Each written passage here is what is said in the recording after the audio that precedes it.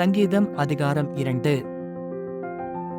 ஜாதிகள் கொந்தளித்து ஜனங்கள் விருதா காரியத்தை சிந்திப்பானேன்? கர்த்தருக்கு விரோதமாகவும் அவர் அபிஷேகம் பண்ணினவருக்கு விரோதமாகவும் பூமியின் ராஜாக்கள் எழும்பி நின்று அதிகாரிகள் ஏகமாய் ஆலோசனை பண்ணி, அவர்கள் கட்டுகளை அறுத்து அவர்கள் கயிறுகளை நம்மை விட்டு எறிந்து போடுவோம் என்கிறார்கள்.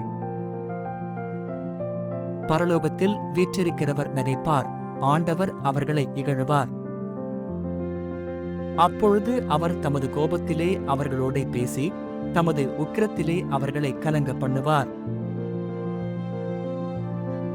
நான் என்னுடைய பரிசுத்த பர்வதமாகிய சீயோன் மீதில் என்னுடைய ராஜாவை அபிஷேகம் பண்ணி வைத்தேன் என்றார். தீர்மானத்தின் விவரம் சொல்லுவேன். கர்த்தர் என்னை நோக்கி, நீர் என்னுடைய குமாரன், இன்று நான் உம்மை ஜனிப்பேன். என்னை கேளும், அப்பொழுது ஜாதிகளை உமக்கு சுதந்திரமாகவும் பூமியின் எல்லைகளை உமக்கு சொந்தமாகவும் கொடுப்பேன். இருப்புக்கோலால் அவர்களை நொறுக்கி குயக்கலத்தைப் போல் அவர்களை உடைத்து போடுவீர் என்று சொன்னார். இப்போதும் ராஜாக்களே, உணர்வடையுங்கள். பூமியின் நியாயாதிபதிகளே, எச்சரிக்கையாயிருங்கள். பயத்துடனே கர்த்தரை சேவியுங்கள், நடுக்கத்துடனே களிகூருங்கள்.